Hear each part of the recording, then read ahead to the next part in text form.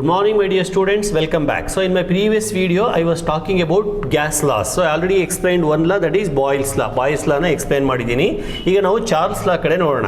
As you all know, these gas laws are connecting three quantities of any given gas. These quantities are nothing but pressure, volume and temperature of a given gas. In the previous law, that is in Boyle's law, we saw how the pressure and volume are connected. Boyle's law ಏನು ಹೇಳುತ್ತೆ? Volume is inversely proportional to pressure ಅಂತ. ಒಂದು ಗ್ಯಾಸಿನ ಮೇಲೆ pressure ಅನ್ನು ಜಾಸ್ತಿ ಮಾಡ್ತಾ ಹೋದಾಗ ಏನಾಗುತ್ತೆ, ಅದು ಕಂಪ್ರೆಸ್ ಆಗಿ ವಾಲ್ಯೂಮ್ ಕಡಿಮೆ ಆಗುತ್ತೆ. ಅದೇ ಪ್ರೆಷರ್ ಅನ್ನು ಕಡಿಮೆ ಮಾಡಿದಾಗ ಎಕ್ಸ್ಪ್ಯಾಂಡ್ ಆಗಿ ವಾಲ್ಯೂಮ್ ಜಾಸ್ತಿ ಆಗುತ್ತೆ. So as pressure increases volume decreases, as pressure decreases volume increases. This is Boyle's law and this we can write as P ಕಡೆ ತಗೊಂಡ್ರೆ PV is equal to proportionality constant. I call this as equation 1. So ಇಲ್ಲಿ ತನಕ ಮಾಡಿದ್ದೆ ನಾನು ಈ ದಿನ ವಿಡಿಯೋದಲ್ಲಿ. Now let us proceed with the next law, that is it is Charles law. What Charles law says? Charles law connects volume and temperature. Volume and temperature. At constant pressure, please follow the sentence carefully. At constant pressure, volume of given gas is directly proportional to absolute temperature. See ವಿದ್ಯಾರ್ಥಿಗಳೇ, ಇಲ್ಲಿ absolute ಅನ್ನೋ ಪದನ ಬಳಸಿದೆ. ಸುಮ್ಮನೆ ನಾನು temperature ಅಂತ ಹೇಳಲಿಲ್ಲ. ಇಲ್ಲಿಂದ ಮುಂದಕ್ಕೆ ಇದು ಪದೇ ಪದೇ ಬರ್ತಾನೆ ಇರುತ್ತೆ absolute ಅನ್ನೋ ವರ್ಡು. Absolute temperature ಅನ್ನು ನಾವು ಕ್ಯಾಪಿಟಲ್ ಟಿ ನಲ್ಲಿ ಮೆನ್ಷನ್ ಮಾಡ್ತೀವಿ and it is measured in what is known as Kelvin. Already previous ವಿಡಿಯೋದಲ್ಲಿ ಕೆಲ್ವಿನ್ ಬಗ್ಗೆ ಒಂಚೂರು ಮಾತಾಡಿದ್ದೀನಿ. ಕೆಲ್ವಿನ್ಗೂ ಮತ್ತೆ ಸೆಂಟಿಗ್ರೇಡ್ಗೂ ಕನೆಕ್ಷನ್ ಹೇಳಿದ್ದೀನಿ. ಇಲ್ಲಿ ನಾನು ಸ್ವಲ್ಪ ಎಲಾಬರೇಟ್ ಮಾಡ್ತೀನಿ. Let us come back to this. Once again I repeat, volume of given gas is directly proportional to absolute temperature provided pressure is constant. Temperature ಜಾಸ್ತಿ ಆದಂಗೆಲ್ಲ ಗ್ಯಾಸ್ ಎಕ್ಸ್ಪ್ಯಾಂಡ್ ಆಗುತ್ತೆ, ವಾಲ್ಯೂಮ್ ಜಾಸ್ತಿ ಆಗುತ್ತೆ. ಟೆಂಪರೇಚರ್ ಕಡಿಮೆ ಆದಂಗೆಲ್ಲ ವಾಲ್ಯೂಮ್ ಕಡಿಮೆ ಆಗುತ್ತೆ because of the contraction. So that is the meaning of Charles law. As usual I write this as V divided by T is equal to constant, proportionality constant. ಅಥವಾ ಇದನ್ನ V is equal to constant into T ಅಂತ ಬರೆದು ಈ T ಅನ್ನ ಈ ಕಡೆ ತಗೊಂಡಿರೋದು ಅಷ್ಟೇನೆ. Okay, I will call this as equation number 2. Now combine equation 1 and 2 together. If you combine these two, then you can write PV divided by T is equal to constant. ಅರ್ಥ ಆಯ್ತಾ? Pressure, volume divided by temperature is equal to constant, or PV is equal to constant into temperature, T ಕಡೆ ಬರುತ್ತೆ, or PV is equal to this constant is R into T, where yes, it is nothing but universal gas constant. R is known as universal gas constant. It is 8.31 joule per mole per Kelvin, SI unit of universal gas constant. And this equation can be written as PV is equal to mu R into T. Sir, mu ಅಂದ್ರೆ ಏನು sir? ಇಲ್ಲಿ ಸ್ವಲ್ಪ careful ಆಗಿ ಗಮನಿಸಿ. mu ಅನ್ನೋದು moles, number of moles ಅನ್ನು represent ಮಾಡುತ್ತೆ. In a given gas how many moles are there? ಕೆಮಿಸ್ಟ್ರಿಯಲ್ಲಿ ನಿಮಗೆ ಮೋಲಾರ್ ಮಾಸ್, ಅಟಾಮಿಕ್ ಮಾಸ್, ಈ ತರ ಡಿಫ್ರೆಂಟ್ ಟೈಪ್ಸ್ ಆಫ್ ಮಾಸಸ್ ಅನ್ನು ಹೇಳಿರ್ತಾರೆ. ಮೋಲ್ ಬಂದ್ಬಿಟ್ಟು small m divided by capital M, mass of the gas divided by its molecular weight. So ಇದ್ರ details ಎಲ್ಲ ನೀವು ಕೆಮಿಸ್ಟ್ರಿನಲ್ಲಿ ಆಲ್ರೆಡಿ ಕಲ್ತಿದ್ದೀರಾ ಅಂತ ತಿಳ್ಕೊತೀನಿ. mass of the gas divided by molecular weight of the gas, that ratio gives you number of moles, and that number of moles is given here mu, and this is known as ideal gas equation. Any gas which obeys this equation is known as ideal gas or perfect gas. That is why it is also called as perfect gas equation. But dear students, remember, in nature there is no perfect gas at all. Sir, ಏನು sir ಹಾಗಂದ್ರೆ ಅಂದ್ರೆ ಯಾವುದೇ gas ಅನ್ನ ತಗೊಳ್ಳಿ, ಅವು 100% boils ಲಾ ಮತ್ತೆ Charles ಲಾನ ಒಬೇ ಮಾಡಬೇಕು ಅಂತ ಏನೂ ಇಲ್ಲ. ಅಂದ್ರೆ as pressure increases volume decreases ಅಂತ ಬಾಯ್ಲ್ ಹೇಳ್ತಾನೆ. But it need not be true at all the temperatures for all the gases. ಕೆಲವೊಂದು ಗ್ಯಾಸಸ್ ಅಲ್ಲಿ ಎಕ್ಸೆಪ್ಷನ್ ಇದೆ. ಹಾಗೇನೆ ಚಾರ್ಲ್ ಹೇಳ್ತಾನೆ as temperature increases volume increases ಅಂತ. ಅಲ್ಲೂ ಕೂಡ ಕೆಲವು ಗ್ಯಾಸು ವಯಲೇಟ್ ಮಾಡ್ತವೆ. ಯಾವ ಗ್ಯಾಸು ಈ ಮತ್ತೆ ಈ ಇಕ್ವೇಷನ್ ಅನ್ನು ಸ್ಯಾಟಿಸ್ಫೈ ಮಾಡ್ತಾವೋ, ಅಂದರೆ ಯಾವ ಗ್ಯಾಸು ಈ ಇಕ್ವೇಷನ್ ಅನ್ನು ಒಬೇ ಮಾಡ್ತಾವೋ, ಅಂದರೆ ಎಲ್ಲ ಟೆಂಪರೇಚರಲ್ಲೂ ವಾಲ್ಯೂಮ್ ಶುಡ್ ಇನ್ಕ್ರೀಸ್, ಎಲ್ಲ ಪ್ರೆಷರಲ್ಲೂ ವಾಲ್ಯೂಮ್ ಶುಡ್ ಡಿಕ್ರೀಸ್ ಆಗುತ್ತೋ ಅಂಥ ಗ್ಯಾಸನ್ನು ಐಡಿಯಲ್ ಗ್ಯಾಸ್ ಅಥವಾ ಪರ್ಫೆಕ್ಟ್ ಗ್ಯಾಸ್ ಅಂತ ಕರೀತಾರೆ. As I told just now, there is no perfect gas, no ideal gas as such. But there are some gases which are having lesser densities, they satisfy this equation. ಕೆಲವೊಂದು ಗ್ಯಾಸ್ಗಳು ಇದಾವೆ, ಕಡಿಮೆ density ಇರ್ತಕ್ಕಂಥ ಗ್ಯಾಸ್ಗಳು ಈ equation ಅನ್ನು satisfy ಮಾಡ್ತವೆ. ಇರಲಿ, ಇದನ್ನು ideal gas equation ಅಂತ ಕರೆದೆ, P V equals mu R T. ಈಗ ಈ ಈಕ್ವೇಷನ್ಗೆ ವಾಪಸ್ ಬರೋಣ. ವಾಲ್ಯೂಮ್ ಕಾನ್ಸ್ಟೆಂಟ್ ಅಂತ ಇಟ್ಕೊಳ್ಳಿ. ವಾಲ್ಯೂಮ್ ಅನ್ನು ಕಾನ್ಸ್ಟೆಂಟ್ ಇಟ್ಕೊಂಡ್ರೆ ಮ್ಯೂ ಮತ್ತೆ ಆರ್ ಕಾನ್ಸ್ಟೆಂಟ್ ಇದ್ದೇ ಇರುತ್ತೆ. ಅವಾಗ this equation can be written as P proportional to T, absolute temperature. ನಾನು ಆಲ್ರೆಡಿ ಹಿಂದಿನ ವಿಡಿಯೋದಲ್ಲಿ ಹೇಳಿದ್ದೀನಿ, ಒಂದು ಗ್ಯಾಸಿನ ಬಗ್ಗೆ ನಾವು ಮಾತಾಡಬೇಕು ಅಂತಂದ್ರೆ ಪ್ರೆಷರ್, ವಾಲ್ಯೂಮ್, ಟೆಂಪರೇಚರ್ ಅನ್ನು ಲೆಕ್ಕಕ್ಕೆ ತಗೋಬೇಕು. ಯಾವುದೇ ಎರಡು ಕ್ವಾಂಟಿಟೀಸ್ ಬಗ್ಗೆ ಮಾತಾಡ್ಬೇಕಾದ್ರೆ ಇನ್ನೊಂದು ಕ್ವಾಂಟಿಟಿ ಕಾನ್ಸ್ಟೆಂಟ್ ಇರಬೇಕು. ಈಗ you are talking about pressure and volume, keep temperature constant. You are talking about volume and temperature, keep as it is pressure constant. ಅದೇ ತರ when you are talking about pressure and temperature, keep volume constant. ಅರ್ಥ ಆಯ್ತಲ್ವಾ? So ಈಗ ನಾನು ಇಲ್ಲಿ ಬಂದಿದ್ದೀನಿ, at constant volume pressure of the gas is directly proportional to absolute temperature. ಇದನ್ನ ನಾವು ಗೇ-ಲ್ಯೂಸಾಕ್ ಲಾ ಅಂತ ಕರಿತೀವಿ. ಸೊ ಗೊತ್ತಾಯ್ತಲ್ಲ ಮೂರು ಲಾಗಳು ಯಾವ್ಯಾವುದು ಅಂತ? Boils law, Charles law, ಗೇ-ಲ್ಯೂಸಾಕ್ law. Now coming back to this equation, according to this equation, when T decreases, P also decreases. Kelvin ಅನ್ನೋ ಒಬ್ಬ ಫಿಸಿಸಿಸ್ಟ್ ಒಂದು ಎಕ್ಸ್ಪೆರಿಮೆಂಟ್ ಅನ್ನ ಮಾಡ್ದ. ಒಂದು ಗ್ಯಾಸ್ ಅನ್ನ ತಗೊಂಡ, ಅದರ ಟೆಂಪರೇಚರ್ನ ಕಡಿಮೆ ಮಾಡ್ತಾ ಬಂದ, ಪ್ರೆಷರ್ ಕೂಡ ಕಡಿಮೆ ಆಗ್ತಾ ಹೋಯ್ತು. ನೋಡಿ ಈ ತರ ಕಡಿಮೆ ಆಯ್ತು. ಅದರ ಗ್ರಾಫ್ ಅನ್ನ ಹಾಕ್ದ ಅವನು. ಇದು ಟೆಂಪರೇಚರ್ ಆಯ್ತಾ. ಯಾಕೆ ಸರ್ ಸ್ಮಾಲ್ ಟಿ ಬರೆದ್ರಿ? ಸದ್ಯಕ್ಕೆ ಇರ್ಲಿ, ಸ್ಮಾಲ್ ಟಿ ಇರ್ಲಿ, ಯಾಕಂದ್ರೆ ಸೆಂಟಿಗ್ರೇಡ್ ಅನ್ನೇ ಇಟ್ಕೊಳ್ಳೋಣ, ಆಮೇಲೆ ಸ್ವಿಚ್ ಓವರ್ ಆಗೋಣ ಆಯ್ತಾ. ಆಮೇಲೆ ಇಲ್ಲಿ ಪ್ರೆಷರ್, ಇದು ಪ್ರೆಷರ್, ಗೊತ್ತಾಯ್ತಾ. ಪ್ರೆಷರ್ ವರ್ಸಸ್ ಟೆಂಪರೇಚರ್ ಗ್ರಾಫ್ ಅನ್ನ ಹಾಕಿದ. ಅವನು ಅಂದ್ಕೊಂಡಿದ್ದ ಟೆಂಪರೇಚರ್ ಕಡಿಮೆ ಆಗಿ ಆಗಿ ಆಗಿ 0 ಡಿಗ್ರಿ ಸೆಂಟಿಗ್ರೇಡಿಗೆ ಬಂದಾಗ, ನಾನು ಆಗಲೇ ಲಾಸ್ಟ್ ಕ್ಲಾಸಲ್ಲಿ ಹೇಳಿದ್ದೀನಿ, 0 ಡಿಗ್ರಿ ಸೆಂಟಿಗ್ರೇಡ್ ಅನ್ನೋದು ಐಸ್ ಪಾಯಿಂಟ್. ಯಾವ ಟೆಂಪರೇಚರ್ ಅಲ್ಲಿ ನೀರು ಐಸ್ ಆಗಿ ಕನ್ವರ್ಟ್ ಆಗುತ್ತೋ ಅದನ್ನು ಐಸ್ ಪಾಯಿಂಟ್ ಅಂತ ಕರೀತಾರೆ. ಆಮೇಲೆ ಯಾವ ಟೆಂಪರೇಚರ್ ಅಲ್ಲಿ ನೀರು ಆವಿ ಆಗುತ್ತೋ, ಸ್ಟೀಮ್ ಆಗುತ್ತೋ, ಅದನ್ನು ಸ್ಟೀಮ್ ಪಾಯಿಂಟ್ ಅಂತ ಕರೀತಾರೆ. ಅದನ್ನು 100 ಡಿಗ್ರಿ ಸೆಂಟಿಗ್ರೇಡ್ ಅಂತ ಇಟ್ಕೊಂಡಿದ್ದೀವಿ. Okay, let us come back here. ಈಗ ನಾವು if you reduce the temperature, kelvin observe that pressure also reduced. ಈ ತರ ಡಿಕ್ರೀಸ್ ಆಗ್ತಾ ಬಂತು. ಅವನು ಅಂದ್ಕೊಂಡ ಟೆಂಪರೇಚರ್ 0 ಆದಾಗ ಪ್ರೆಷರ್ 0 ಆಗುತ್ತೆ ಅಂತ. ಆಗಲಿಲ್ಲ. It continue, it was having some value, 0 ಆಗಲಿಲ್ಲ. ಆಮೇಲೆ ಅವ್ನು ಟೆಂಪರೇಚರ್ ಇನ್ನೂ ಕಡಿಮೆ ಮಾಡ್ಕೊಂಡು ಬಂದ. ಆಮೇಲೆ ಈ ಗ್ರಾಫ್ ಅನ್ನ ಹಂಗೆ ರೆಡ್ಯೂಸ್ ಮಾಡ್ಕೊಂಡ್ ಬಂದ, ಅಂದ್ರೆ ಎಕ್ಸ್ಟ್ರಾಪುಲೇಟ್ ಮಾಡ್ಕೊಂಡ್ ಬಂದ. And then he came to know that the pressure line touching 0 axis, 0 point at means the x-axis at minus 273.15. ಅಂದರೆ ಅವನ ಎಕ್ಸ್ಪೆಕ್ಟೇಷನ್ ಪ್ರಕಾರ pressure did not become 0 at 0 degree centigrade, but it became 0. Okay, pressure became 0 at minus 273.15 degree centigrade. ಆಗ ಅವನು ಹೇಳ್ದ, ನೋಡಿ ಯಾವುದೇ ಒಂದು ಮೆಷರ್ಮೆಂಟ್ಗೆ 0 ಇದ್ರೆ ಬೆಟರು, ಹಾಗಾಗಿ 0ನ ನೀವು ಇಲ್ಲಿ ತಗೋಬೇಡಿ, ಈ ಲೈನನ್ನು ಇಲ್ಲಿ ಶಿಫ್ಟ್ ಮಾಡಿ. ಅಂದರೆ ಇದನ್ನ ಇಲ್ಲಿ ಶಿಫ್ಟ್ ಮಾಡಿ, ಇಲ್ಲಿ ಶಿಫ್ಟ್ ಮಾಡಿಬಿಟ್ಟು ಇದನ್ನ ನೀವು 0 ಅಂತ ತಗೊಳ್ಳಿ. ಆದರೆ don't call it as 0 degree centigrade. ಯಾಕೆ? ಆಲ್ರೆಡಿ 0 ಡಿಗ್ರಿ ಸೆಂಟಿಗ್ರೇಡ್ ಕರೆದಿದ್ದೀರಾ. ಇದನ್ನು ನೀವು 0 ಅಂತ ತಗೊಳ್ಳೋದಾದ್ರೆ ತಗೊಳ್ಳಿ, ಆದರೆ please call it as Kelvin. ಅಂದರೆ 0 Kelvin is equal to minus 273.15 degree centigrade.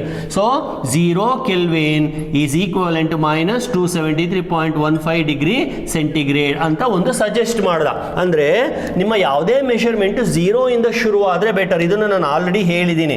ಈಗ ನಮ್ಮ ಏಜ್, ನಾವು ಹುಟ್ಟಿದಾಗ ನಮ್ದು 0 ದಿವಸ, ಆಮೇಲೆ 1 ದಿನ, 2 ದಿನ, 3 ದಿನ, 1 ವರ್ಷ, 2 ವರ್ಷ, 3 ವರ್ಷ, 10 ವರ್ಷ ಹಿಂಗೆ ಹೇಳ್ಕೊಂಡ್ ಬರ್ತೀವಿ ಅಲ್ವಾ. ಹಾಗೇನೆ ನಮ್ಮ ಸ್ಟಡೀಸ್ 0 ಇಂದ ಶುರು ಆಗುತ್ತೆ. ಫಸ್ಟ್ ಸ್ಟ್ಯಾಂಡರ್ಡ್, ಸೆಕೆಂಡ್ ಸ್ಟ್ಯಾಂಡರ್ಡ್ ಆ ಥರ ಸ್ಟಾರ್ಟ್ ಆಗುತ್ತೆ. ಹಾಗೆ ಮೀಟರ್ ಸ್ಕೇಲ್ ತಗೊಳ್ಳಿ, 0 ಇಂದ ಶುರು ಆಗುತ್ತೆ. 0 ಸೆಂಟಿಮೀಟರ್, 1 ಸೆಂಟಿಮೀಟರ್, 2 ಸೆಂಟಿಮೀಟರ್. ಯಾವುದೇ ಮೆಷರ್ಮೆಂಟ್ 0 ಇಂದ ಶುರು ಆದರೆ ಕ್ಯಾಲ್ಕುಲೇಷನ್ ಬಹಳ ಸುಲಭ ಅಂತ ಅಷ್ಟೇನೆ. ಹಾಗೆ ಇಲ್ಲಿಗೆ ಬಂದರೆ ನೀನು minus 273.15 ಅಂತ ತಗೊಂಡ್ರೆ ಅದನ್ನು ತೊಂದರೆ ಇಲ್ಲ. ಆದರೆ don't call it as a kelvin. So 0 ಅಂತ ತಗೊಂಡ್ರೆ then you call it as kelvin ಅಂತ ಸಜೆಸ್ಟ್ ಮಾಡ್ದ. ಆ ಬೇಸಿಸ್ ಮೇಲೆ 0 ಕೆಲ್ವಿನ್ ಈಸ್ -273.15 ಡಿಗ್ರಿ ಸೆಂಟಿಗ್ರೇಡ್. ಹಾಗಾದ್ರೆ ಬೇರೆ ಬೇರೆ ಟೆಂಪರೇಚರ್, ಸರಿ ಸರ್ ಹಾಗಾದ್ರೆ ಇಲ್ಲಿ 0ಗೆ ಬಂದಾಗ ಇದು ಎಷ್ಟು ಕೆಲ್ವಿನ್ ಆಗಿರುತ್ತೆ ನೀವೇ ಗೆಸ್ ಮಾಡಿ. ಈ 0 ಡಿಗ್ರಿ ಸೆಂಟಿಗ್ರೇಡ್ ಅನ್ನೋದು 273.15 ಮುಂದಕ್ಕಿದೆ ಅಂತಂದ್ರೆ 0 ಡಿಗ್ರಿ ಸೆಂಟಿಗ್ರೇಡ್ ಈಸ್ +273.15 ಕೆಲ್ವಿನ್. ಗೊತ್ತಾಯ್ತಾ? ಸೊ 0 ಕೆಲ್ವಿನ್ ಆದ್ರೆ -273.15 ಡಿಗ್ರಿ ಸೆಂಟಿಗ್ರೇಡ್, 0 ಡಿಗ್ರಿ ಸೆಂಟಿಗ್ರೇಡ್ ಆದ್ರೆ ಇಷ್ಟು. ಹಾಗಾದ್ರೆ ಒಂದು ಜನರಲೈಸ್ಡ್ ಈಕ್ವೇಶನ್ ಬರೆಯೋದಾದ್ರೆ ಹೆಂಗ್ ಬರೀತೀರಾ ನೀವು? Yes, this I already mentioned. Kelvin ಅನ್ನ ಟಿ ಕ್ಯಾಪಿಟಲ್ ಟಿ ನಲ್ಲಿ ಬರಿತೀವಿ, ಸೆಂಟಿಗ್ರೇಡ್ ಅನ್ನ ಸ್ಮಾಲ್ ಟಿ ನಲ್ಲಿ ಬರಿತೀವಿ. ಹಾಗಾದ್ರೆ ಕೆಲ್ವಿನ್ ಟು ಸೆಂಟಿಗ್ರೇಡ್ ಕನ್ವರ್ಟ್ ಮಾಡೋದಾದ್ರೆ 273 ಆಡ್ ಮಾಡಬೇಕು. ಸೆಂಟಿಗ್ರೇಡ್ ಟು ಕೆಲ್ವಿನ್ ಬರೆಯೋದಾದ್ರೆ 273 ನ ಮೈನಸ್ ಮಾಡಬೇಕು. ಆಕ್ಚುಲಿ ಅದು 273.15, ಬಟ್ ಸಿಂಪ್ಲಿಫಿಕೇಶನ್ ಪರ್ಪಸ್ಗೆ 1 ಪಾಯಿಂಟ್ ಬಿಟ್ಟು 273 ಅಷ್ಟೇ ಬರ್ದಿದ್ದೀನಿ. ಗೊತ್ತಾಗ್ತಾ ಇದೆಯಾ? So this is about kelvin scale. So kelvin scale ನಮಗೆ ಬಂದಿದ್ದು ಗೇ-ಲುಸಾಕ್ ಲಾ ಇಂದ. ಓಕೆ, ಸೊ ಈಗ ನಮ್ಮ ಹತ್ರ 3 ಡಿಫ್ರೆಂಟ್ ಯೂನಿಟ್ಸ್ ಇದಾವೆ. ಯಾವ್ಯಾವುದು? ಸೆಂಟಿಗ್ರೇಡ್ ಸ್ಕೇಲ್ ಇದೆ, ಆಮೇಲೆ ಫ್ಯಾರನ್ ಹೀಟ್ ಸ್ಕೇಲ್ ಇದೆ, ಆಮೇಲೆ ಕೆಲ್ವಿನ್ ಸ್ಕೇಲ್ ಇದೆ. ಈ ಮೂರನ್ನು ಕಂಪೇರ್ ಮಾಡೋಣ. ನೋಡಿ, ಎಲ್ಲದರಲ್ಲೂ lower fixed point, higher fixed point ಅಂತ ಇರಲೇಬೇಕು. ಅದರಲ್ಲಿ ನೋ ಕಾಂಪ್ರಮೈಸ್ ಅಟ್ ಆಲ್. ಯಾವ್ದಾದ್ರು ಒಂದನ್ನು ನಾನು ರೆಫರೆನ್ಸ್ ತಗೋತೀನಿ. ಕೆಲ್ವಿನ್ ಸ್ಕೇಲ್ ಅನ್ನ ರೆಫರೆನ್ಸ್ ತಗೋತೀನಿ. ಆಯ್ತಾ? ಇದು ಕೆಲ್ವಿನ್ ಸ್ಕೇಲ್, ಇದು ಲೋಯೆಸ್ಟ್ ಪಾಯಿಂಟ್ ಅಂದರೆ 0 ಕೆಲ್ವಿನ್. ಅರ್ಥ ಆಯ್ತಾ? ಹಾಗಾದರೆ ಐಸ್ ಪಾಯಿಂಟ್ ಎಲ್ಲಿರುತ್ತೆ? ಅದಕ್ಕೆ ನಾನು ಸೆಂಟಿಗ್ರೇಡ್ ಸ್ಕೇಲನ್ನು ರೆಫರೆನ್ಸ್ ತಗೋತೀನಿ. ಇದು ಕೆಲ್ವಿನ್ ಸ್ಕೇಲ್, ಇದು ಕೆಲ್ವಿನ್ ಸ್ಕೇಲ್, ಇದು degree centigrade scale. Degree centigrade ಸ್ಕೇಲಲ್ಲಿ ನಾನು ಐಸ್ ಪಾಯಿಂಟ್ ಅನ್ನ 0 ಡಿಗ್ರಿ ಅಂತ ತಗೊಂಡಿದ್ದೆ. ಹಂಗಂತ ನಾನು ಇಲ್ಲಿ 0 ಬರೆಯಂಗಿಲ್ಲ. ಇಲ್ಲಿ 0 ಬರ್ದೆ ಅಂದ್ಕೊಳ್ಳಿ, 0 degree is equal to 0 kelvin ಆಗುತ್ತೆ. ಅದು ತಪ್ಪಲ್ವಾ? 0 degree is not 0 kelvin. 0 degree is 273 kelvin. ಹಾಗಾಗಿ ನಾನು ಇಲ್ಲೆಲ್ಲೋ 0 ಡಿಗ್ರಿನ ಬರ್ಕೋತೀನಿ. ಅದು 0 ಕೆಲ್ವಿನ್ಗಿಂತ 273 ಮುಂದಕ್ಕಿದೆ, 273 ಮುಂದಕ್ಕಿದೆ. ಹಾಗಾದ್ರೆ ಇದು ಕೂಡ 273 ಅಲ್ವಾ? ಆಕ್ಚುಲಿ 273.15, ಬಟ್ ನಾನು 273ನೇ ಬರೀತೀನಿ.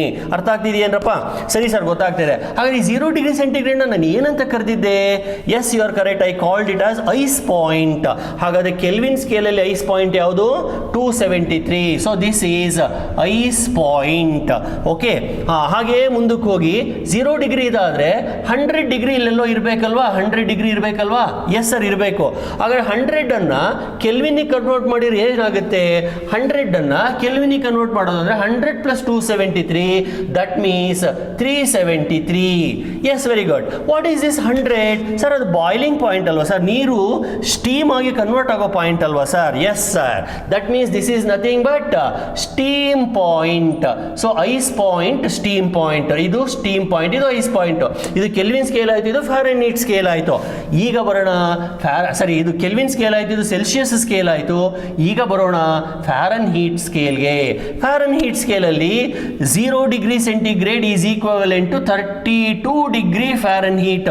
ನೋಡಿ ವಿದ್ಯಾರ್ಥಿಗಳು, ಯಾವುದೇ ಕಾರಣಕ್ಕೂ ಕೆಲ್ವಿನ್ನಲ್ಲಿ ಡಿಗ್ರಿ ಕೆಲ್ವಿನ್ ಅಂತ ಬರೀಬಾರ್ದು, ಇದು ತಪ್ಪು.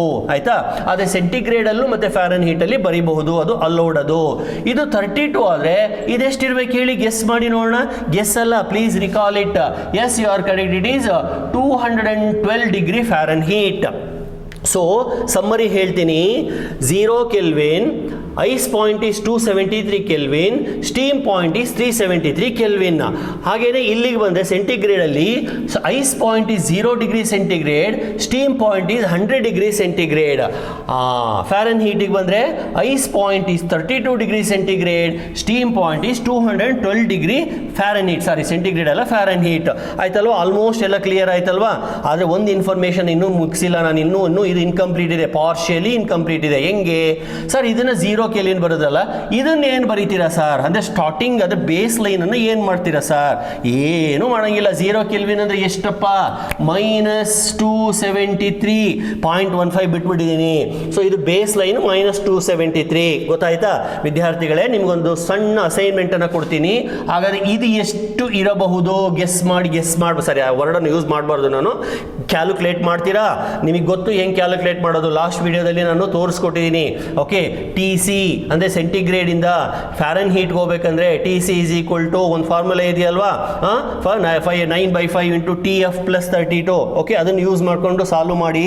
You will come to know that this is minus 459.69 degree Fahrenheit. Please verify this using that formula. I have given formula here. Please refer this formula, substitute and calculate. I hope you now got the clear picture of gas laws and then what is called as a Kelvin scale, comparison between Kelvin scale, Celsius scale and this is Fahrenheit scale. ಇದನ್ನ Fahrenheit scale ಅಂತ ಕರೀತಾರೆ. ಇಷ್ಟು temperature ಸ್ಕೇಲಿಗೆ ಸಂಬಂಧಪಟ್ಟಂಗೆ ideal gas ಈಕ್ವೇಷನ್ಗೆ ಸಂಬಂಧಪಟ್ಟಂಗೆ ಆಯಿತು. ಈಗ ನಾವು next ಒಂದು ಸ್ಟೆಪ್ ಮುಂದಕ್ಕೆ ಹೋಗೋಣ. ನೋಡಿ ವಿದ್ಯಾರ್ಥಿಗಳೇ, ಈ ಹೀಟನ್ನು ಸಪ್ಲೈ ಮಾಡಿದಾಗ ನಮಗೆ ಕಣ್ಣಿಗೆ ಕಾಣುವಂತೆ ಆಗೋದು 2-3 ವ್ಯತ್ಯಾಸಗಳು. ಮೊಟ್ಟ ಮೊದಲನೇದಾಗಿ ಟೆಂಪರೇಚರ್ ಜಾಸ್ತಿ ಆಗುತ್ತೆ. ಒಂದು ವಸ್ತುನ ಬಿಸಿ ಮಾಡಿದಾಗ when you heat a substance, first and foremost thing what we see is rise in the temperature. ನೀವು ಸ್ವಲ್ಪ ಹೊತ್ತು ಬಿಸಿಲಲ್ಲಿ ನಿಂತ್ಕೊಳ್ಳಿ, ಮೈ ಎಲ್ಲ ಸುಡುತ್ತೆ, ಅರ್ಥ ಆಯ್ತಾ? ಒಂದು ಬಾಟ್ಲಲ್ಲಿ ನೀರನ್ನು ಸ್ಟೋವ್ ಮೇಲೆ ಇಡಿ, ನೀರು ಕಾಯ್ತಾ ಇರುತ್ತೆ, ಮುಟ್ಟಿದ ತಕ್ಷಣ ಬಿಸಿ ಆಗುತ್ತೆ, ಅಂದರೆ rise in temperature. Second effect what we observe is changes in the state. Solid becomes liquid, liquid becomes gas. ಐಸನ್ನು ಕರಗಿಸಿದ್ರೆ ನೀರಾಗುತ್ತೆ, ನೀರನ್ನು ಕಾಯಿಸಿದ್ರೆ ಆವಿ ಆಗುತ್ತೆ. ಇವು ನೇರವಾಗಿ ಕಣ್ಣಿಗೆ ಕಾಣುವಂಥವು. ಕೆಲವೊಂದು ಕಣ್ಣಿಗೆ ಕಾಣದೇ ಇರುವಂಥವು, ಬಟ್ ಅದರ ಎಫೆಕ್ಟನ್ನು ನಾವು ಆಮೇಲೆ ನೋಡ್ಬೋದು. ಅದರಲ್ಲಿ ಒಂದು ಎಫೆಕ್ಟ್ ಏನಪ್ಪ ಅಂತಂದರೆ ಎಕ್ಸ್ಪ್ಯಾನ್ಷನ್. ಒಂದು ವಸ್ತುವನ್ನು ನಾವು ಬಿಸಿ ಮಾಡಿದಾಗ ಅದು ಎಕ್ಸ್ಪ್ಯಾಂಡ್ ಆಗ್ತಾ ಹೋಗುತ್ತೆ. ಎಕ್ಸ್ಪ್ಯಾಂಡ್ ಆಗೋದ್ರ ಜೊತೆಗೆ ಕೆಲವೊಂದು ಡೈಮೆನ್ಷನ್ಸ್ ಚೇಂಜ್ ಆಗುತ್ತೆ, ಲೆಂತ್ ಚೇಂಜ್ ಆಗುತ್ತೆ, ವಾಲ್ಯೂಮ್ ಚೇಂಜ್ ಆಗುತ್ತೆ, ಏರಿಯಾ ಚೇಂಜ್ ಆಗುತ್ತೆ. ಇದಕ್ಕೊಂದು ಸಣ್ಣ ಎಕ್ಸಾಂಪಲ್ ಅನ್ನು ಕೊಡ್ತೀನಿ, ನೀವು ಮನೆಯಲ್ಲಿ ನೋಡಿರ್ಬೋದು ಅಥವಾ ನಿಮ್ಮ ತಾಯಿನ ಕೇಳಿ. I tell you dear students, the best lab in your house is your kitchen and best teacher is your mother. She can teach you physics and chemistry, even mathematics also. ಅಮ್ಮನ್ನ ಹೋಗಿ ಕೇಳಿ, ಅಡುಗೆ ಮಾಡ್ಬೇಕಾದ್ರೆ ಎಷ್ಟು ಉಪ್ಪು ಹಾಕ್ತಾರೆ, ಎಷ್ಟು ಹುಳಿ ಹಾಕ್ತಾರೆ, ಎಷ್ಟು ಖಾರ ಹಾಕ್ತಾರೆ, ಆಯಿಲ್ ಎಷ್ಟು ಹಾಕಬೇಕು. That is a beautiful kitchen ಇದೆಯಲ್ಲ, it's a beautiful chemistry lab. ಹಾಗೇನೆ ಅವ್ರ ಪಾತ್ರೆಗಳನ್ನು ಜೋಡಿಸೋದು, ಪಾತ್ರೆಗಳನ್ನು ತೊಳೆಯೋದು, ಪಾತ್ರೆಗಳು ಒಂದಕ್ಕೊಂದು ಸಿಕ್ಕಾಕೊಂಡಾಗ ಅದನ್ನು ತೆಗಿಲಿಕ್ಕೆ ಪ್ರಯತ್ನ ಪಡೋದು, ಅಲ್ಲಿ ಫಿಸಿಕ್ಸ್ ಇದೆ. ಅಮ್ಮನ್ನ ಕೇಳಿ ಹೋಗಿ, ಅಮ್ಮ 2 ಬಟ್ಲುಗಳು ಒಂದ್ರೊಳಗೊಂದು ಸಿಕ್ಕಾಕೊಂಡ್ರೆ ಹೆಂಗೆ ತೆಗಿತೀಯ ನೀನು ಅಂತ. ಅವ್ರು ಹೇಳ್ತಾರೆ, ನೋಡಮ್ಮ ಅಥವಾ ನೋಡಪ್ಪ, ಏನು ಸಿಕ್ಕಾಕೊಂಡಿದ್ದಾವೋ ಅವನ್ನ ಬಿಸಿ ನೀರಿನಲ್ಲಿ ಹಾಕ್ಬಿಡ್ತೀನಿ ಅಥವಾ ಒಂದು ಸ್ವಲ್ಪ ಹೊತ್ತು ಸ್ಟವ್ ಮೇಲೆ ಇಟ್ಬಿಡ್ತೀನಿ, ಅವಾಗ 2 ರಿಲೀಸ್ ಆಗ್ಬಿಡ್ತವೆ ಅಂತ ಹೇಳ್ತಾರೆ. ಅಲ್ಲಿ ಆ್ಯಕ್ಚುಲಿ ಎಕ್ಸ್ಪ್ಯಾನ್ಷನ್ ಕಾನ್ಸೆಪ್ಟ್ ಬರುತ್ತೆ. ಹೆಂಗೆ ಗೊತ್ತಾ, ನೀವು ಬಿಸಿ ನೀರಿನಲ್ಲಿ ಹಾಕಿ ಅಥವಾ ಬಿಸಿಗೆ ಇಡೀರಿ, ಆ ಪಾತ್ರೆಗಳು ಎಕ್ಸ್ಪ್ಯಾಂಡ್ ಆಗ್ತಾ ಹೋಗ್ತವೆ. ಎಕ್ಸ್ಪ್ಯಾಂಡ್ ಆದಾಗ ಮಧ್ಯದಲ್ಲಿ ಒಂದು ಸ್ವಲ್ಪ ಜಾಗ ಸಿಕ್ಕುತ್ತೆ, ಅವಾಗ ಈಸಿಯಾಗಿ ನೀವು ಪಾತ್ರೆನ ಹೊರಗಡೆ ತೆಗಿಬಹುದು. ಅಥವಾ ಲೋಟಗಳು ಒಂದಕ್ಕೊಂದು ಸಿಕ್ಕಾಕೊಂಡ್ಬಿಟ್ಟಿರ್ತವೆ, ಆಯ್ತಾ? ಹೋಗಿ ನೀವು ಕಿಚನ್ಗೆ ಹೋಗಿ ಇವನ್ನೆಲ್ಲ ಟ್ರೈ ಮಾಡಿ, ಬಟ್ ಕೇರ್ಫುಲ್ ಆಗಿರಿ, because you are playing with heat. ಬೆಂಕಿ ಜೊತೆ ಸರಸ ಬೇಡ, ಆದರೆ ಬೆಂಕಿ ಜೊತೆ ಪ್ರಯೋಗ ಮಾಡಬೇಕಾದ್ರೆ ಸ್ವಲ್ಪ ಕೇರ್ಫುಲ್ ಆಗಿರಿ. ಬಟ್ಟೆ ಅದೆಲ್ಲ ತಗಲ್ದೇ ಇರೋ ಥರ, ಕೈ ಸುಡದೇ ಇರೋ ಥರ ಸ್ವಲ್ಪ ಕೇರ್ಫುಲ್ ಆಗಿರಿ, ಆಯಿತಾ? ಇದು ಎಕ್ಸ್ಪ್ಯಾನ್ಷನಿಗೆ ಬರೋಣ. ಇಲ್ಲಿ ಒಂದು ವಸ್ತುನ ನಾವು ಕಾಯಿಸಿದಾಗ ಎಕ್ಸ್ಪ್ಯಾನ್ಷನ್ ನೋಡಿ, ಇಲ್ಲಿ ಎಕ್ಸ್ಪ್ಯಾನ್ಷನನ್ನು ಸ್ಟಾರ್ಟ್ ಮಾಡ್ತೀನಿ. ಎಕ್ಸ್ಪ್ಯಾನ್ಷನ್ನಲ್ಲಿ 3 ಥರ ಇದೆ, ಲೀನಿಯರ್ ಎಕ್ಸ್ಪ್ಯಾನ್ಷನ್, ಸರ್ಫೇಸ್ ಎಕ್ಸ್ಪ್ಯಾನ್ಷನ್ ಅಥವಾ area expansion and volume expansion ಅಂತ. ಈಗ ಒಂದು ರಾಡ್ ಇದೆ, ಈ ರಾಡ್ ಇದೆ, ಇದನ್ನು ನಾನು ಬಿಸಿ ಮಾಡ್ತೀನಿ. ಇಲ್ಲಿ ಫ್ಲೇಮನ್ನು ಇಟ್ಟು ಬಿಸಿ ಮಾಡ್ತೀನಿ, ಆಯಿತಾ? ಅವಾಗ ಈ ರಾಡು ಸ್ವಲ್ಪ ಎಕ್ಸ್ಪ್ಯಾಂಡ್ ಆಗುತ್ತೆ, ಹೀಗೆ ಅಥವಾ ಹೀಗೂ ಎಕ್ಸ್ಪ್ಯಾಂಡ್ ಆಗ್ಬೋದು. ಅಂದರೆ ಲೆಂತ್ ಇನ್ಕ್ರೀಸ್ ಆಗುತ್ತೆ, ಏರಿಯಾ ಇನ್ಕ್ರೀಸ್ ಆಗುತ್ತೆ, ವಾಲ್ಯೂಮ್ ಇನ್ಕ್ರೀಸ್ ಆಗುತ್ತೆ. ಇದನ್ನು ನಾವು linear expansion, surface expansion, volume expansion ಅನ್ನೋ 3 ಡಿಫರೆಂಟ್ ಹೆಡ್ಡಿಂಗ್ಸಲ್ಲಿ ಕಲಿತೀವಿ.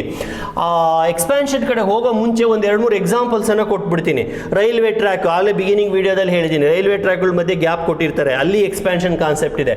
ವಾಲ್ ಕ್ಲಾಕ್ ನಿಧಾನಕ್ಕೆ ಫಾಸ್ಟಾಗಿ ಮೂವ್ ಆಗುತ್ತೆ, ಅಲ್ಲಿ ಎಕ್ಸ್ಪ್ಯಾನ್ಷನ್ ಇದೆ, ಅರ್ಥ ಆಯ್ತಾ? ಹೀಗೆ ಬೇಕಾದಷ್ಟು ನಾವು ಡೇ ಟು ಡೇ ಲೈಫಲ್ಲಿ ನೋಡ್ಬೋದು. ನಾವು let us come back to linear expansion. ಈಗ ನೋಡಿ, ಒಂದು ರಾಡ್ ಇತ್ತು, ನಾನು ಹಾರಿಜಾಂಟಲ್ ಆಗಿ ಬರಿತೀನಿ, ಅದರ ಇನಿಷಿಯಲ್ ಲೆಂತ್ ಎಲ್ ಇದೆ ಅಂತ ಇಟ್ಕೊಳ್ಳಿ. ನೀವು ಇಲ್ಲಿ ಬಿಸಿ ಮಾಡಿದಾಗ, ಆಯ್ತಾ, ಇಲ್ಲೊಂದು ಕ್ಯಾಂಡ್ಲೋ ಅಥವಾ ಫೈರ್ ಹಾಕಿ ಬಿಸಿ ಮಾಡಿದಾಗ ಇದು ಲೆಂತ್ ಇನ್ಕ್ರೀಸ್ ಆಯಿತು. Okay, let us say delta L is the increase in the length. Did you understand? Now follow carefully. Delta L divided by L is known as fractional change in the length. Please remember this word. Change in the length by original length is known as fractional change in the length. This fractional change in the length is directly proportional to increase in the temperature. ನೀವು ಜಾಸ್ತಿ ಬಿಸಿ ಮಾಡಿದರೆ ಜಾಸ್ತಿ stretch ಆಗುತ್ತೆ, ಕಡಿಮೆ ಬಿಸಿ ಮಾಡಿದರೆ ಕಡಿಮೆ stretch ಆಗುತ್ತೆ. Expansion depends on how much temperature you rise. More the rise, more will be the expansion. Less the rise, less will be the expansion. ಗೊತ್ತಾಯ್ತಾ?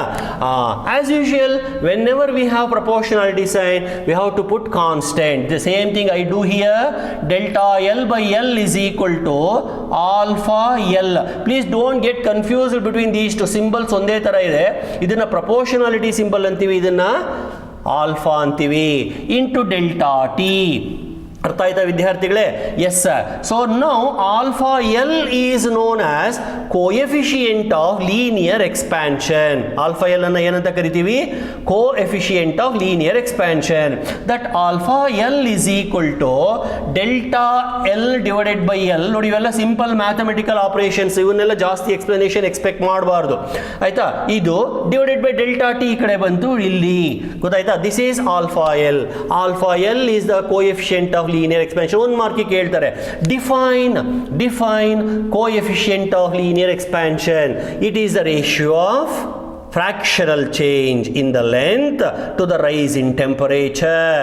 Fractional change divided by rise in temperature. ಮತ್ತೆ what is the SI unit?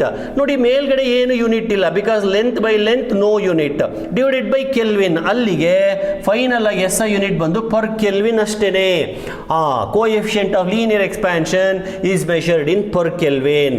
Actually alpha L ಜಾಸ್ತಿ ಇದ್ರೆ ತುಂಬಾ stretch ಆಗ್ತಾ ಇದೆ ಆ material ಅಂತ ಅರ್ಥ. ಕಡಿಮೆ ಇದ್ರೆ ಸ್ವಲ್ಪ ಸ್ಟ್ರೆಚ್ ಆಗುತ್ತೆ, ಅಂಥ ನೋಟಿಸಬಲ್ ಎಕ್ಸ್ಪ್ಯಾನ್ಷನ್ ಆಗಲ್ಲ ಅಂತ ಅರ್ಥ. Alpha L tells you how good the expansion is or how good the conductor is responding to the given temperature ಅಂತ.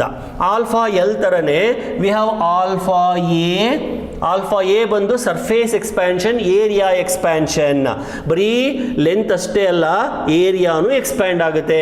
ಡಿಯರ್ ಸ್ಟೂಡೆಂಟ್ಸ್, ಒನ್ ಥಿಂಗ್ ನೆನ್ಪಿಟ್ಕೊಳ್ಳಿ, ಈ ಎಕ್ಸ್ಪ್ಯಾನ್ಷನ್ ಅನ್ನೋದು ಒಂಥರ ಫೋಟೋಗ್ರಾಫಿಕ್ ಫಿಲಮ್ನ ಮ್ಯಾಗ್ನಿಫಿಕೇಶನ್ ಮಾಡ್ದಂಗೆ, ಎನ್ಲಾರ್ಜ್ ಮಾಡ್ದಂಗೆ. ಈಗ ನೀವು ಕಂಪ್ಯೂಟ್ರಲ್ಲಿ ಕಾರ್ನರಲ್ಲಿ ಒಂದು ಸ್ಕ್ವೇರನ್ನು ಡ್ರಾ ಮಾಡಿ ಈ ಕಾರ್ನರಲ್ಲಿ ಇಟ್ಕೊಂಡು ಕರ್ಸರನ್ನು ಸ್ಟ್ರೆಚ್ ಮಾಡಿದರೆ ಫುಲ್ ಹೀಗೆ ಸ್ಟ್ರೆಚ್ ಆಗುತ್ತೆ ಅಲ್ವಾ, ಎಲ್ಲ ಸೈಡಿಂದನೂ. ಅಥವಾ ಕಂಪ್ರೆಸ್ ಮಾಡಿದರೆ ಹೀಗೆ ಕಂಪ್ರೆಸ್ ಆಗ್ತಾ ಹೋಗುತ್ತೆ ಅಲ್ವಾ. ಇದನ್ನು ನಾವು ಎನ್ಲಾರ್ಜ್ಮೆಂಟ್ ಅಂತ ಕರೆಯೋದು, ಫೋಟೋಗ್ರಾಫಿಕ್ ಎನ್ಲಾರ್ಜ್ಮೆಂಟ್ ಅಂತ ಕರೆಯೋದು. ಒಂದೇ ಡೈರೆಕ್ಷನಲ್ಲಿ ಆಗಲ್ಲ. ಈ ಫಾರ್ ಎಕ್ಸಾಂಪಲ್ ಒಂದು ಮೆಟಲ್ ಪ್ಲೇಟ್ ಇದೆ, ಅದರಲ್ಲಿ ಒಂದು ಸಣ್ಣ ಹೋಲ್ ಇದೆ ಅಂತ ಇಟ್ಕೊಳ್ಳಿ. ಈ ಮೆಟಲ್ ಪ್ಲೇಟನ್ನು ಹೀಟ್ ಮಾಡಿದರೆ ಪ್ಲೇಟು ದೊಡ್ಡದಾಗುತ್ತೆ, ಒಳಗಡೆ ಇರೋ ಹೋಲು ದೊಡ್ಡದಾಗುತ್ತೆ. ಇದು expansion. What I mean to say, expansion takes place from all the directions, not only along length, not only along breadth, not only along thickness. It is length, breadth, thickness means length, area, volume. So ಏರಿಯಾಗೆ ಬಂದರೆ ಇದೇ ಫಾರ್ಮುಲಾನ ಬರಿತೀವಿ ಅನ್ನೋದಾದ್ರೆ, it is delta A by A divided by delta T. ಗೊತ್ತಾಯ್ತಾ ವಿದ್ಯಾರ್ಥಿಗಳೇ? It is fractional change in, yes what, fractional change in area to the rise in temperature, and even this is also measured in per kelvin.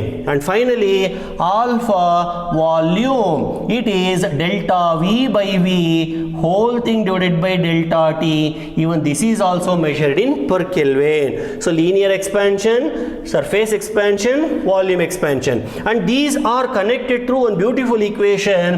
Alpha L is to alpha A is to alpha V is 1:2:3. Okay, that means alpha V is 3 times alpha L, alpha A is 2 times alpha L. ಇವನ್ನೆಲ್ಲ derive ಮಾಡೋಣ ಆಯ್ತಾ, ಒಂದೊಂದಾಗಿ derive ಮಾಡ್ತಾ ಹೋಗೋಣ. ಇವೆಲ್ಲ 5 ಮಾರ್ಕಿಗೆ ಬರುವಂಥ ಪ್ರಶ್ನೆಗಳು. ಸರಿ, ಈ ವಿಡಿಯೋದಲ್ಲಿ ನಾನು ಗ್ಯಾಸ್ ಲಾ ಮತ್ತು ಟೆಂಪರೇಚರ್ ಸ್ಕೇಲ್ ಮತ್ತು ಎಕ್ಸ್ಪ್ಯಾನ್ಷನ್ ಬಗ್ಗೆ ಹೇಳಿದೆ. ಎಕ್ಸ್ಪ್ಯಾನ್ಷನಲ್ಲಿ 3 ಥರದ ಎಕ್ಸ್ಪ್ಯಾನ್ಷನ್ನ ಹೇಳಿದೆ. ಆಮೇಲೆ ಸಮ್ ಎಕ್ಸಾಂಪಲ್ಸನ್ನು ಕೊಟ್ಟಿದ್ದೀನಿ. ನೆಕ್ಸ್ಟ್ ಕ್ಲಾಸಲ್ಲಿ ಈಕ್ವೇಷನ್ಸನ್ನು ಡಿರೈವ್ ಮಾಡ್ತೀನಿ. ಆಮೇಲೆ ಇನ್ನೊಂದು ಬ್ಯೂಟಿಫುಲ್ ಕಾನ್ಸೆಪ್ಟ್ ಇದೆ, ಅನಾಮಲಸ್ ಎಕ್ಸ್ಪ್ಯಾನ್ಷನ್ ಆಫ್ ವಾಟರ್ ಅಂತ, ಅದನ್ನು ಕೂಡ ಹೇಳ್ತೀನಿ. Please watch my videos regularly and feel free share your comments so that I can improvise it. Okay, and apart from this if you want anything else, sir ನಮಗೆ exam ದೃಷ್ಟಿಯಿಂದ ಈ ಥರ ಇದ್ದರೆ ಚೆನ್ನಾಗಿತ್ತು ಅನಿಸಿದರೆ ನನ್ನ ಹತ್ರ ಶೇರ್ ಮಾಡಿ, ಅದನ್ನು ನಾನು ರೆಕಾರ್ಡ್ ಮಾಡಿ ನಿಮಗೆ ಕಳಿಸ್ಕೊಡ್ತೀನಿ. Okay, thank you very much.